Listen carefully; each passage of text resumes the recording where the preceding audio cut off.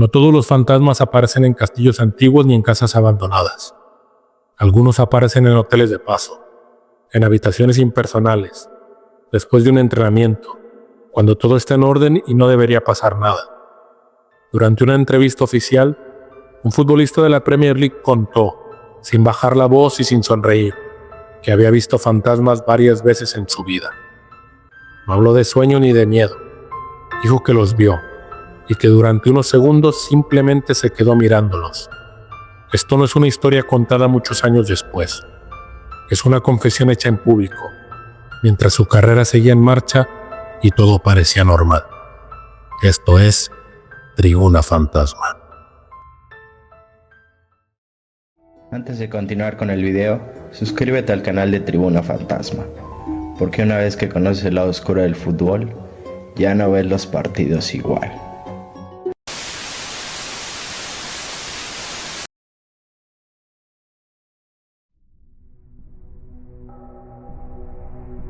El protagonista de esta historia nació en Inglaterra a finales de los 80 y pasó buena parte de su adolescencia dentro de la academia de un club histórico, el Leeds United. Durante años se formó lejos de los grandes focos, creciendo en categorías inferiores, acumulando partidos y aprendiendo a convivir con la presión desde muy joven. Su debut profesional llegó antes de cumplir los 20 y con el tiempo fue ganando espacio en el primer equipo, hasta convertirse en una de sus piezas más reconocibles. Todo ese recorrido le permitió dar el salto a la Premier League a una edad temprana, fichando por el Aston Villa. El cambio no fue inmediato ni sencillo. Una lesión grave interrumpió su progresión y lo obligó a pasar meses fuera del campo, justo cuando empezaba a sentarse. Regresó, insistió y terminó encontrando continuidad, en un club donde cada temporada exigía resistir y mantenerse, más que destacar. A mediados de la década siguiente, tras varias campañas de presencia constante, llegó el traspaso que lo colocó en uno de los equipos más observados del fútbol inglés, el majestuoso Manchester City. Club con el que disputó 4 temporadas, entrando en un vestuario distinto, con mayor exposición y una presión constante por rendir. Hablamos de Fabian Delph, exfutbolista internacional inglés, quien durante su etapa en el Manchester City confesó algo que descolocó por completo a una entrevistadora. No habló de partidos ni lesiones. Habló de experiencias que no encajan con lo que entendemos como normal. De presencias que, según sus propias palabras, aparecieron en lugares donde no debería haber nada. Lo primero que recordó lo citó en un hotel al que llegó poco después de firmar por el Aston Villa. No lo mencionó como el episodio más grave, solo como el primero que le hizo prestar atención. Un edificio antiguo, esos que han visto pasar demasiadas personas como para conservar algo propio. No recordaba el nombre, solo la sensación de estar en un lugar que no terminaba de sentirse vacío.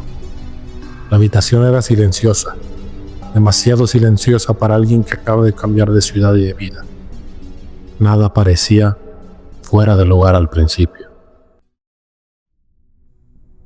Luego empezaron los ruidos, golpes secos, aislados, sin un origen claro, no constantes ni rítmicos, como si alguien se moviera sin intención de hacerse notar. Objetos que cambiaban de sitio, pequeños desplazamientos que no encajaban con la idea de estar solo. No pasó nada que pudiera explicarse con palabras, y aún así, algo había cambiado. La sensación de que el espacio ya no le pertenecía del todo.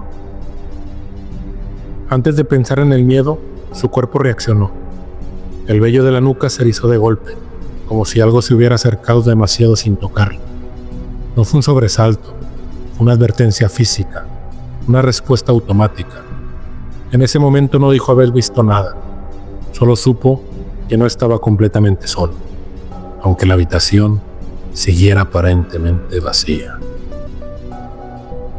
No gritó ni salió corriendo, permaneció allí, escuchando, esperando a que algo terminara de ocurrir o dejara de hacerlo. Los ruidos cesaron igual que habían empezado, sin explicación, y aunque todo volvió a quedarse en la calma, la sensación no desapareció. Algo había estado allí, algo que no podía señalar, pero que había dejado una marca clara. Fue entonces cuando entendió que aquello no era tan fácil de olvidar. Durante un tiempo, nada volvió a manifestarse, al menos nada que pudiera señalar con claridad. El recuerdo quedó suspendido, sin explicación ni cierre, lo suficiente como para intentar convencerse de que había sido un episodio aislado. Pero hay experiencias que no se disuelven con los días, se quedan quietas, esperando el momento en el que dejen de insinuarse y decidan mostrarse de forma directa. Lo siguiente ocurrió tiempo después, ya en su propia casa. No en un lugar de paso ni en una habitación ajena, sino en el espacio donde uno supone estar a salvo. Era de noche. El dormitorio estaba a oscuras, sin ruidos previos ni señales que alertaran de nada. Miró hacia el frente y entonces lo entendió de golpe. No estaba solo. Dijo haber visto dos figuras dentro de la habitación. No aparecieron de repente ni hicieron ningún gesto brusco. Simplemente estaban allí. El cuerpo reaccionó antes que cualquier pensamiento.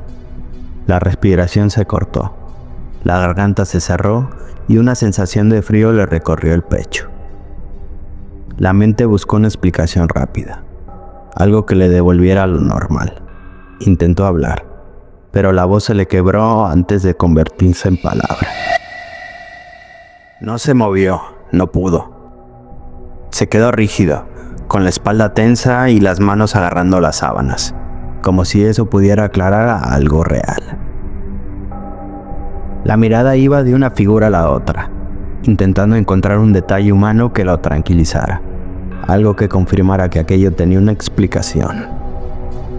No lo encontró. En ese momento, lo único que pensó fue en pedir ayuda, no a alguien en concreto, a cualquiera que pudiera escucharlo, en silencio.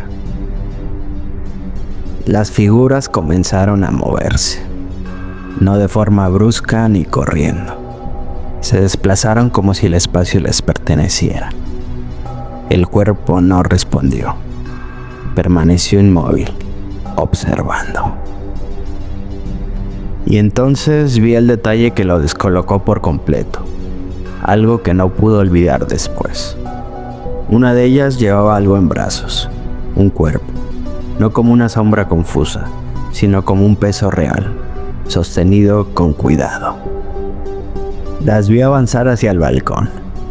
Cada paso parecía alargar el tiempo. Cada segundo se sentía fuera de lugar. No hubo sonido al cruzar, y sin ninguna transición, ya no estaban ahí. El dormitorio volvió a quedarse vacío. Demasiado vacío. Lo verdaderamente perturbador vino después, cuando todo había desaparecido, y la habitación volvió a quedarse en silencio. Porque el miedo no se fue con ellas, se quedó instalado en el espacio, en la certeza de que algo había entrado sin permiso y había salido cuando quiso. Desde entonces, entrar en ese dormitorio implicaba recordar lo que había ocurrido ahí. No porque esperaba volver a verlas, sino porque ya sabía que era posible. Por lo tanto, apagar la luz no significaba descansar. Significaba quedarse a solas con la imagen de algo cruzando la habitación cargando un cuerpo. Como si aquel espacio hubiera sido solo un punto de paso. Ese tipo de experiencia no se diluye con el tiempo. No porque se repita, sino porque altera la forma en la que percibes todo lo que te rodea. Después de eso, las sombras duran un segundo más de lo normal. El silencio pesa.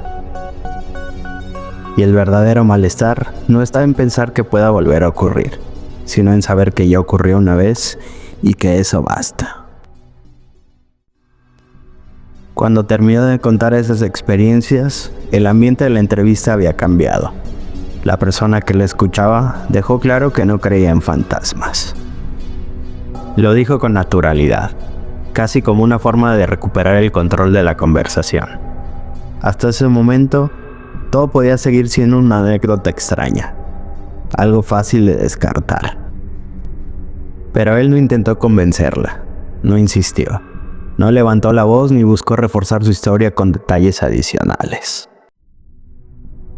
Simplemente repitió que los había visto, que no era una opinión ni una creencia, que era algo que había ocurrido.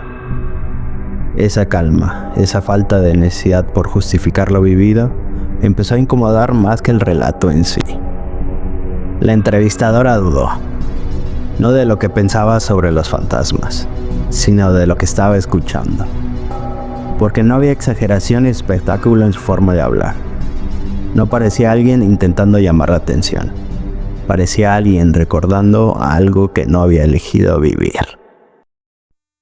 Y en ese punto, la conversación dejó de girar en torno a lo paranormal para centrarse en una pregunta mucho más inquietante. ¿Qué haces cuando alguien te cuenta algo así y no encuentras una razón clara para no creerle? No sabemos qué fue lo que vio. No hay pruebas ni explicaciones que cierran la historia de forma limpia. Solo queda el recuerdo de alguien contando algo imposible con demasiada serenidad y la sensación de que, en determinados momentos, lo verdaderamente inquietante no es lo que aparece en la oscuridad, sino la forma en la que seguimos con nuestra vida después de haberlo visto. Porque hay experiencias que no buscan ser entendidas, solo permanecen ahí, en segundo plano, recordándonos que no todo lo que ocurre necesita un escenario especial.